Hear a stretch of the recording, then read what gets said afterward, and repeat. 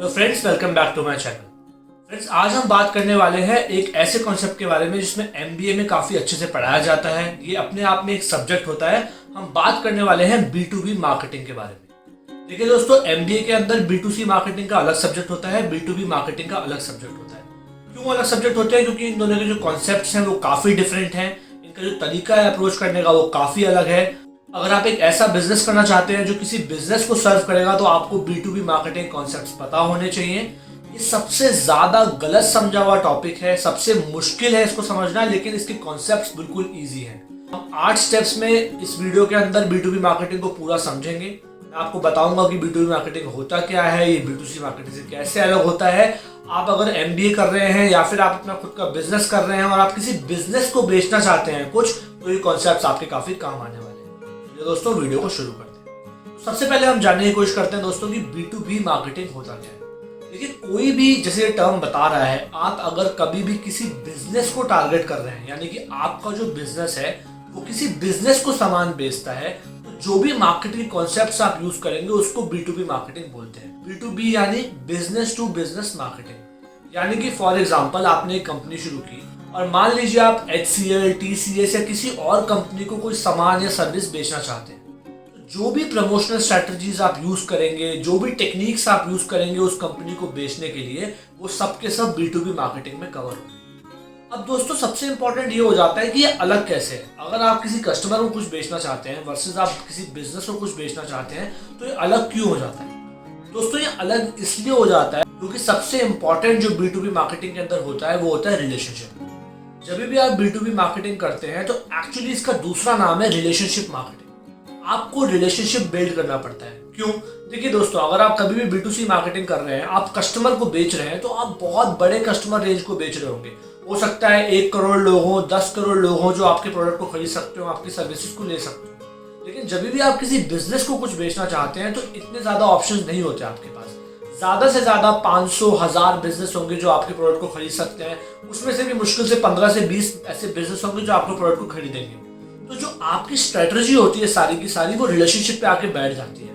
अगर आपको मान लीजिए सिर्फ 50 बिजनेस को ही अपना प्रोडक्ट बेचना है, तो ऑब्वियसली आपके पास ये एक ऑप्शन है कि आप उन सबके साथ एक बढ़िया रिलेशनशिप बना सकते हैं, एक ट्रस्ट बिल्ड कर सकते हैं, उनके साथ एक ऐसा रिलेशनशिप बना सकते हैं जहां पर वो ऐसा ना खरीदें आपके प्रोडक्ट को कि आप एक कंपनी है, बल्कि आपको पर्सनली जान के, आपके सेल्स एग्जीक्यूटिव को पर्सनली जान के ही चीज को बाय करें। तो क्योंकि दोस्तों ये मार्केटिंग सारी की सारी रिलेशनशिप के ऊपर आके बैठ जाती है, इसीलिए इसके कॉन्सेप्ट सारे डिफरेंट हो जाते हैं। तो जो सबसे पहला कॉन्सेप्ट है B2B मार्केटिंग का, वो यही है कि ये एक रिलेशनशिप मार्केटिंग है। ये रिलेशनशिप से चलती है। अगर आप इंटरनेट पे इसके बारे में पढ़ेंगे तो बहुत से लोग ये बोलते हैं कि B2B मार्केटिंग जो है वो एक लॉजिकल मार्केटिंग बन जाती है। यानी कि जो बायर होता है वो बिल्कुल लॉजिक के बेसिस पे डिसाइड करता है, वर्सेस B2C में क्या होता है, इमोशन के बेसिस पे डिसाइड करता है। लेकिन दोस्तों, ये बिल्कुल गलत नॉलेज है, ये बिल्कुल गलत कॉन्सेप्ट है। B2B के अंदर सबसे ज्यादा जो डिसीजन होता है, कोई भी प्रोडक्ट अगर कोई खरीदना चाहता है तो वो रिलेशनशिप के बेसिस पे होता है, लॉजिक के बेसिस पे नहीं होता है। कितने अच्छे से आप उस कंपनी के अंदर के लोगों को जानते हैं, कितने अच्छे से वो आपको जानते हैं, कितना ज्यादा आप पे ट्रस्ट करते हैं, इसी के बेसिस पे परचेज होती है। अगर आप अपना बिजनेस करना चाहते हैं और B2B बिजनेस करना चाहते हैं, किसी बिजनेस को बेचना चाहते हैं, तो सबसे पहले आपको सब कुछ भूल के रिलेशनशिप बनाना पड़ेगा। अगर आप MBA कर रहे हैं और आप B2B मार्केटिंग के केसेस को सॉल्व करना चाहते हैं, आंसर करना चाहते हैं क्वेश्चंस को, तो आपको सबसे पहले अपने जहन में रखना पड़ेगा कि रिलेशनशिप ही सबसे इंपॉर्टेंट है B2B मार्केटिंग। इसके अलावा दोस्तों, आ जाते हैं तीसरे कॉन्सेप्ट पे। देखिए, सबसे ज्यादा जब हम किसी भी B2C मार्केटिंग की बात करते हैं तो हमें किसको अपना सामान बेचना है? हमें कस्टमर को अपना सामान बेचना है। कस्टमर कौन होता है? कस्टमर वही होता है जिसको आपके प्रोडक्ट को यूज करना होता है। मान लीजिए फॉर एग्जांपल, आपकी एक मोबाइल फोन की कंपनी है और आप अपना प्रोडक्ट बेचने मार्केट में गए, तो आप किसको अपना प्रोडक्ट बेच रहे हैं? आप उन्हीं को अपना प्रोडक्ट बेच रहे हैं जो आपके प्रोडक्ट को यूज करने वाले हैं। यानी कि जो आपका कस्टमर है वही आपका कंज्यूमर बन जाता है। लेकिन B2B मार्केट में ऐसा नहीं होता। आप जिसको प्रोडक्ट बेच रहे हैं वो अपने लिए प्रोडक्ट नहीं खरीद रहा है, वो अपनी कंपनी के लिए प्रोडक्ट खरीद रहा है। मतलब सिर्फ वो उस प्रोडक्ट को यूज नहीं करेगा, उसकी पूरी कंपनी उस प्रोडक्ट को यूज करने वाली है। तो जनरली क्या होता है, B2C मार्केटिंग के अंदर हमें सब कुछ टारगेट करना होता है कंज्यूमर पे, यानी कि जो प्रोडक्ट को यूज करने वाला है। लेकिन B2B मार्केट के अंदर क्या होता है, हमें 2 टाइप के लोगों पे अपनी सारी स्ट्रेटजी फोकस करनी होती है। सबसे पहला जो सबसे इंपॉर्टेंट बंदा बन जाता है B2B मार्केटिंग में, वो बन जाता है इन्फ्लुएंसर।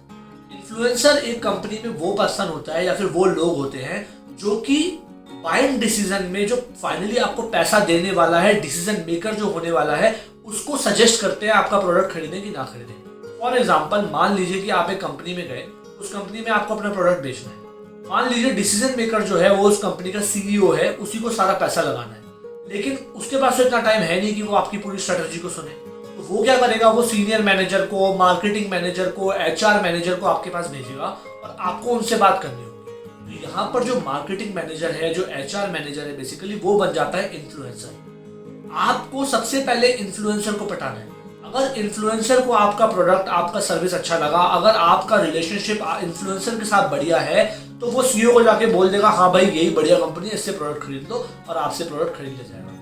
आपको डिसीजन मेकर को इतना नहीं पटाना है। हो सकता है लास्ट 1-2 मीटिंग हो आपकी उनसे, लेकिन मैक्सिमम टाइम आपको जो स्पेंड करना है रिलेशनशिप बनाने में, अपने प्रोडक्ट को समझाने में, वो सारा का सारा स्पेंड करना है इन्फ्लुएंसर के साथ। तो जब आप B2C मार्केटिंग में जाते हैं सामान बेचने के लिए, तो आपको अपने प्रोडक्ट को ऐसे समझाना होता है किसी को, इस तरीके से कि वो ही कंज्यूम करने वाला है। लेकिन B2B मार्केटिंग में आपको अपने प्रोडक्ट को ऐसे समझाना होता है कि वो कंज्यूम नहीं करेगा, लेकिन वो आपके प्रोडक्ट को अगर खरीदे तो उसका क्या बेनिफिट होने वाला है, क्योंकि वो अपनी पूरी कंपनी को वो प्रोडक्ट बेचने वाला है। वो ही है जो डिसीजन मेकर को बताने वाला है कि आपके प्रोडक्ट को खरीदे या ना खरीदे। तो ये बहुत इंपॉर्टेंट एस्पेक्ट है।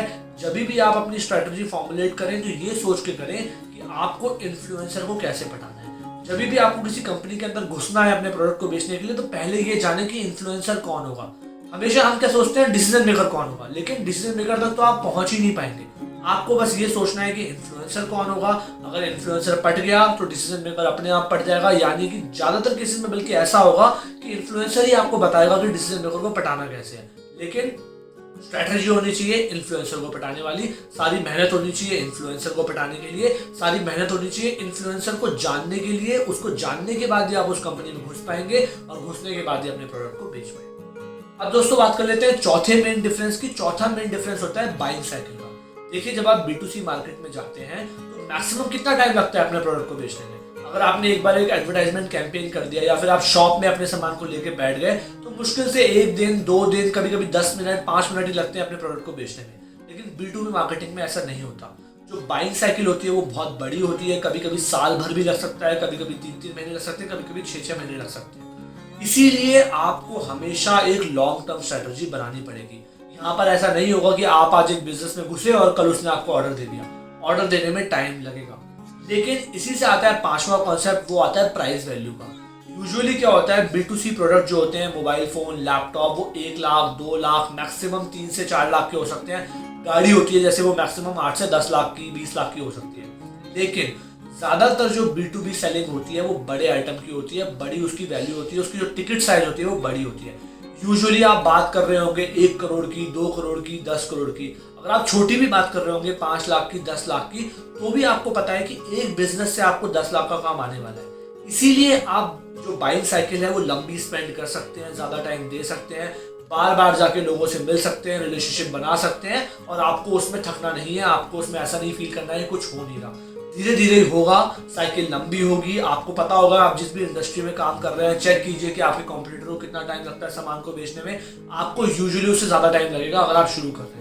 अगर मान लीजिए फॉर एग्जांपल आप बात कर रहे हैं कि किसी भी आप गवर्नमेंट कंपनी में जाएं और वहां पे अपने प्रोडक्ट को सेल करें, तो यूजुअली जो साइकिल होती है पैसे मिलने तक की, वो कभी कभी 1.5 साल 2 साल भी होती है। तो आपको घबराना नहीं है। आपको बस अपनी वर्किंग कैपिटल मैनेज ऐसे करनी है कि आप 1.5 से 2 साल अपने बिजनेस में सस्टेन कर पाएं।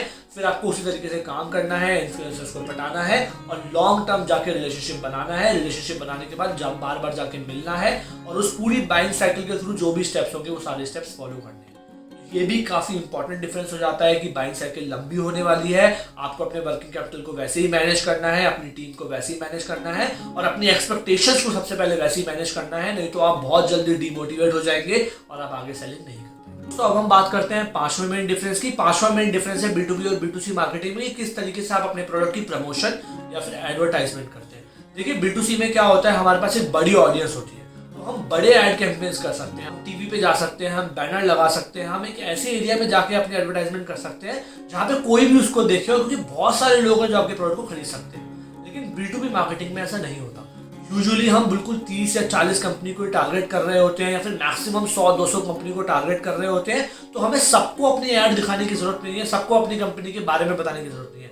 यूजुअली आपने देखा होगा कि जो भी B2B कंपनीज होती हैं वो अपनी बड़े बड़े टीवी पे एड कैंपेन नहीं चलाती, खासकर जब तक वो बहुत बड़ी ना बन जाए। बहुत बड़ी बनने के बाद अपनी थोड़ी बहुत ब्रांड बनाना चाहती हैं वो लोग, लेकिन शुरू में कोई भी नहीं करता वैसे। तो हमें, अगर हम B2B मार्केटिंग में जा रहे हैं तो हमें मास कैंपेनिंग नहीं करनी है, हमें लाख लोगों को 10 लाख लोगों को टारगेट नहीं करना है। हमारे जो भी प्रमोशनल कैंपेन्स होंगे वो हमें बिल्कुल स्ट्रेटेजिक रखने हैं, हमें बिल्कुल फोकस रखने हैं। हमें सिर्फ 20 से 25 कंपनीज को टारगेट करना है, तो आपके जो कैंपेन के तरीके होंगे वो भी अलग हो जाएंगे। यूजुअली आप क्या कर रहे होंगे, आप इन्हीं कंपनीज में जा रहे होंगे, वहां पे अपनी स्टॉल लगा रहे होंगे, लोगों से बात कर रहे होंगे। उससे क्या हो रहा होगा, आपकी जो भी टारगेटेड कंपनीज है सिर्फ उन्हीं में ही आपकी कंपनी के बारे में प्रमोशन हो रही होगी। ज्यादातर हम क्या करते हैं, रिलेशनशिप को यूज करते हैं प्रमोशन के लिए भी। हम एक कंपनी में जाते हैं, हम वहां पे रिलेशनशिप बनाते हैं, उनसे रिलेशनशिप बनाने के बाद बोलते हैं आप ही हमें सजेस्ट कर दीजिए और 3-4 कंपनी। उन लोगों की जो भी जान पहचान होती है वहां पर वो फोन लगा देते हैं, कभी कभी हमें इंट्रोडक्शन दिलवा देते हैं, कभी कभी हमारी जो प्रेजेंटेशन डेक होती है वो सेंड कर देते हैं और हमारा प्रमोशन कर देते हैं। तो यूजुअली जो भी आपकी प्रमोशन टेक्निक्स होंगी वो रिलेशनशिप पे बेस्ड होंगी, या फिर वो डायरेक्ट कस्टमर से मिलने पे बेस्ड होंगी, या फिर वो इस तरह के कैंपेन्स होंगे कि वो बिल्कुल स्ट्रेटेजिकली कम कंपनीज को, जो आपकी बिल्कुल डायरेक्ट कंपनीज है, उन्हीं को टारगेटेड होंगी। अब दोस्तों हम बात कर लेते हैं 7वें मेन डिफरेंस की, और ये डिफरेंस है आफ्टर सेल सपोर्ट का। यूजुअली जब भी हम B2C मार्केटिंग में कोई भी चीज को सेल करते हैं तो हमारा काम काफी हद तक खत्म हो जाता है सामान बेचने के बाद। अगर कस्टमर हमारे पास वापस आता भी है तो कभी 6 महीने में, साल भर में आता है कोई तकलीफ लेके, हमें ज्यादा से ज्यादा उसको वारंटी देनी होती है, गारंटी देनी होती है, और उसके बेसिस पे हम उसकी चीज ठीक कर देते हैं। लेकिन B2B मार्केटिंग में ऐसा नहीं होता, क्योंकि जो कस्टमर है उसने आपको मोटा पैसा दिया है, क्योंकि जो कस्टमर है उसने आप पे ट्रस्ट दिखाया है, क्योंकि आपने उसके साथ एक रिलेशनशिप डेवलप किया है, तो वो आपको कभी भी कॉल कर सकता है, हमेशा आपको उसके टच में रहना पड़ेगा। यूजुअली क्योंकि जो डील साइज है वो करोड़ रुपए हो सकता है, 2 करोड़ रुपए हो सकता है, 10 करोड़ रुपए हो सकता है, तो जो सपोर्ट है वो भी वैसे ही आपको देना पड़ेगा। 24/7 सपोर्ट देना पड़ेगा, कस्टमर केयर पे आपको लोगों को बिठाना पड़ेगा। अगर आप ये सब नहीं कर रहे हैं, छोटी कंपनी है आपकी, तो भी आपको 24/7 अवेलेबल रहना पड़ेगा। जब कस्टमर को प्रॉब्लम आए उनसे मिलने जाना पड़ेगा, उनकी प्रॉब्लम को सॉल्व करने पे आपको बहुत ध्यान लगाना पड़ेगा। क्योंकि दोस्तों ज्यादातर B2B बिजनेस जो होता है वो रिपीटेटिव बिजनेस होता है, यानी कि अगर आपने एक बार एक कंपनी में 10 लाख का 15 लाख का काम कर लिया तो पहली बार करने में 6, 8, 10 महीने लग सकते हैं, लेकिन जो आपका रिलेशनशिप डेवलप हुआ उस वजह से आपको बार बार उस कंपनी से काम मिलने वाला है, बार बार आपको उस रिलेशनशिप का फायदा होने वाला है। B2C में जनरली ऐसा नहीं होता, आपका कोई पर्सनल रिलेशनशिप क्योंकि नहीं बनता उस कस्टमर के साथ। तो क्योंकि आपका यहाँ पे एक रिलेशनशिप बना है, क्योंकि लोग आपसे बार बार आके परचेज करेंगे, एक बार जो 10 लाख का आपको ऑर्डर मिल गया या करोड़ रुपए का ऑर्डर मिल गया, वहां पे चीज खत्म नहीं होगी। अगले 10, 20, 50 साल जब तक आप और कंपनी दोनों रेलिवेंट रहेंगे तब तक आपसे बाइंग होती रहेगी। इसलिए आपको आफ्टर सेल सपोर्ट भी ऐसा देना पड़ेगा, क्योंकि आपको अपने दिमाग में रखना पड़ेगा कि ये बंदा मेरे पास वापस आएगा, मुझे फिर से 20 लाख का काम देगा। ज्यादातर तो दोस्तों ऐसा होता है कि पहला जो काम मिलता है वो छोटा मिलता है, 10 लाख का, 5 लाख का, लेकिन जो अगला काम मिलता है वो बड़ा मिलता है, क्योंकि ट्रस्ट बन जाता है। तो वो ट्रस्ट बनाने के लिए आपको आफ्टर सेल सपोर्ट बहुत ही बढ़िया देना पड़ेगा। इसीलिए आपका पूरा फोकस डेडिकेटेड टीम मेंबर होने चाहिए, डेडिकेटेड टाइम होना चाहिए, डेडिकेटेड बजट होना चाहिए, आपकी पूरी स्ट्रेटेजी होनी चाहिए कि आफ्टर सेल सपोर्ट आप कैसे देने वाले हैं, क्योंकि आफ्टर सेल सपोर्ट ही डिटरमाइन करेगा कि कस्टमर आपके पास दोबारा आ रहा है कि नहीं आ रहा। अगर B2B में कस्टमर आपके पास दोबारा नहीं आता है तो आपकी काफी मेहनत सफल नहीं हुई है, क्योंकि दोस्तों 1 साल 2 साल लग सकते हैं पहली बार प्रोडक्ट को बेचने में। 8-10 लाख का काम मिला होगा तो आपको लगेगा यार 1.5-2 साल में 8-10 लाख का काम मिला, क्या फायदा हुआ। लेकिन जब आपकी मेहनत की वजह से आपको रिपीटेटिव ऑर्डर मिलने लगे, कस्टमर बार बार आपके पास आने लगे, और आपको ओवरऑल लाइफ साइकिल में कस्टमर कम से कम 10-5 करोड़ का काम दे जाए, तो ही आपकी मेहनत सफल हुई है। वो चीज करने के लिए बहुत जरूरी है रिलेशनशिप लंबा चले। रिलेशनशिप लंबा चलने के लिए बहुत जरूरी है कि आप आफ्टर सेल सपोर्ट पे पूरा ध्यान दें। जब भी आप अपनी कंपनी बनाते हैं या फिर अपनी स्ट्रैटेजी बनाते हैं B2B की, तो हमेशा ध्यान रखिए, हमेशा बजट दीजिए, हमेशा आफ्टर सेल सपोर्ट की पूरी अलग से एक स्ट्रैटेजी बनाइए। अब दोस्तों हम बात कर लेते हैं एक लास्ट मेजर की डिफरेंस की, और वो डिफरेंस है ट्रस्ट और क्रेडिबिलिटी। जैसे कि मैंने अब तक आपको बताया कि B2B मार्केटिंग रिलेशनशिप पे बेस्ड है। B2B मार्केटिंग का फायदा तभी होता है जब कस्टमर आपके पास वापस आए। B2B मार्केटिंग में आपको फोकस करना पड़ता है लंबी साइकिल पे, आपको फोकस करना पड़ता है आफ्टर सेल सपोर्ट पे। आप ये सब क्यों कर रहे हैं? आप ये सब इसलिए कर रहे हैं ताकि आपकी एक क्रेडिबिलिटी बने, ताकि आपका एक ट्रस्ट बने। देखिए दोस्तों, ट्रस्ट और क्रेडिबिलिटी में थोड़ा डिफरेंस है। जब ट्रस्ट बनता है तो रिलेशनशिप स्ट्रांग होता है, जब रिलेशनशिप स्ट्रांग होता है तो आपको काम दोबारा मिलता है। लेकिन क्रेडिबिलिटी बनती है कंपनी की। जनरली ट्रस्ट बनेगा आपका, इंडिविजुअल का, उस पर्सन के साथ या उस कंपनी के साथ, या फिर आप 4-5 लोग जो उस कंपनी से मिल रहे होंगे उनका।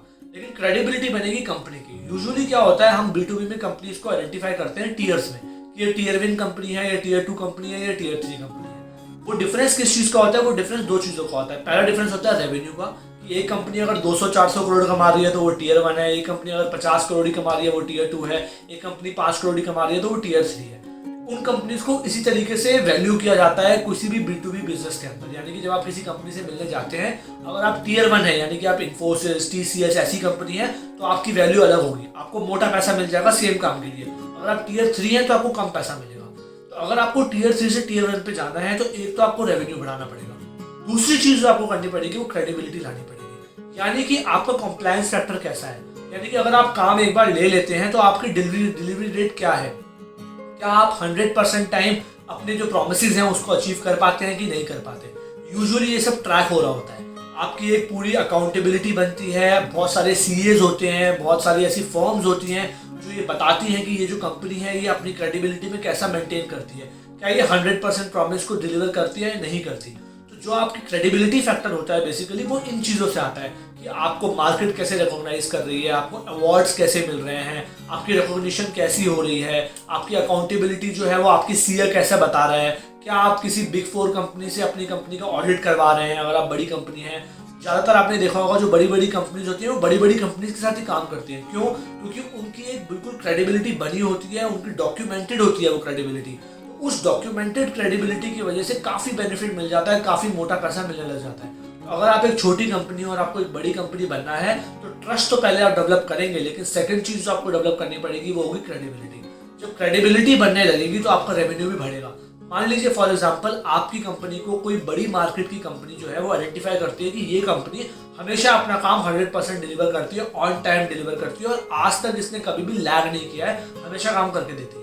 जब आप ऐसी रिपोर्ट्स जो पब्लिक रिपोर्ट्स होंगी जो कि न्यूज़ में पब्लिश होंगी या फिर अलग अलग रिसर्च पेपर्स में पब्लिश होंगी या अलग अलग मैगजीन्स में पब्लिश होंगी, जब आप इन रिसर्च रिपोर्ट्स को लेके जाते हैं, इन रिजल्ट्स को लेके जाते हैं और किसी कंपनी को शो करते हैं तो आपकी क्रेडिबिलिटी बढ़ती है। अगर आपकी क्रेडिबिलिटी बढ़ती है तो जिस काम के लिए पहले आपको 20 लाख रुपए मिल रहे थे उस काम के लिए आपको 30 मिलने लग जाएंगे, जब क्रेडिबिलिटी और बढ़ेगी तो 50 मिलने लग जाएंगे। इसीलिए यूजुअली आप देखेंगे कि टीयर 1 कंपनी सेम काम का ज़्यादा पैसा कमाती है, टीयर 3 कम पैसा कमाती है। तो क्रेडिबिलिटी बनाना, ट्रस्ट बनाना भी B2B बिजनेस का सबसे इंपॉर्टेंट फैक्टर है। अगर आप अपनी खुद की कंपनी बना रहे हैं तो आपको ये सोचना पड़ेगा कि ट्रस्ट तो चलो बन जाएगा रिपीटेटिवली रिलेशनशिप बनाने से, तो क्रेडिबिलिटी कैसे बनेगी, कैसे आप कुछ कंपनीज को अप्रोच करेंगे जो आपको सर्टिफाई करें, कैसे आप अलग अलग सर्टिफिकेट्स करेंगे, वो सब चीज़ें इंपॉर्टेंट हो जाती हैं। तो जो भी आपका सेक्टर है उसके बारे में सर्च कीजिए, जानने की कोशिश कीजिए कि कौन से इंपॉर्टेंट सर्टिफिकेट्स हैं, जानने की कोशिश कीजिए कि कौन सी ऐसी फर्म्स हैं जो आपको रिपोर्ट करके बता सकती हैं कि ये बिल्कुल A1 कंपनी है। ऐसी कंपनीज को पकड़िए, उनके पास जाइए, भले थोड़े पैसे खर्च हो, पैसे खर्च करवाइए,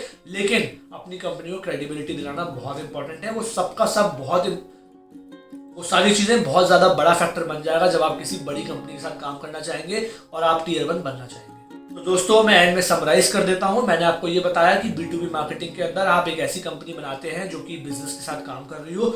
जो भी मार्केटिंग कॉन्सेप्ट्स होते हैं जो कि किसी बिजनेस को सामान बेचने में या फिर अपनी सर्विस बेचने में काम आते हैं वो B2B में आ जाते हैं।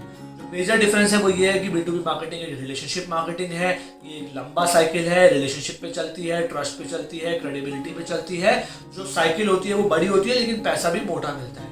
सारा काम रिलेशनशिप पे होता है। आपको यहाँ पे कंज्यूमर को ना पटा के इन्फ्लुएंसर को पटाना होता है। अगर इन्फ्लुएंसर को आप सही से आइडेंटिफाई करते हैं, इन्फ्लुएंसर पट जाता है तो आपको काफ़ी फायदा हो सकता है। आपको जो प्रमोशनल और एडवर्टाइजमेंट स्ट्रैटेजी सोचनी है वो भी ऐसी नहीं सोचनी है जो बड़े लेवल पे जाएं, बहुत ज़्यादा लोगों को टारगेट करें।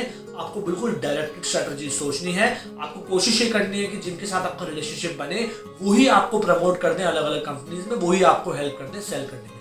आपको ज़्यादातर रिपीटेटिव बिजनेस के लिए जाना है, इसीलिए आपको आफ्टर सेल सपोर्ट अच्छा मेंटेन करना है।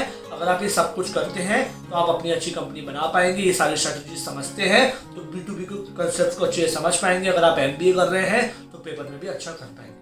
दोस्तों आशा करता हूँ आपको ये वीडियो में वैल्यू मिली होगी। अगर ये वीडियो आपको अच्छा लगा हो तो वीडियो को लाइक कीजिए, चैनल को सब्सक्राइब कीजिए। मिलते हैं अगले वीडियो में, तब तक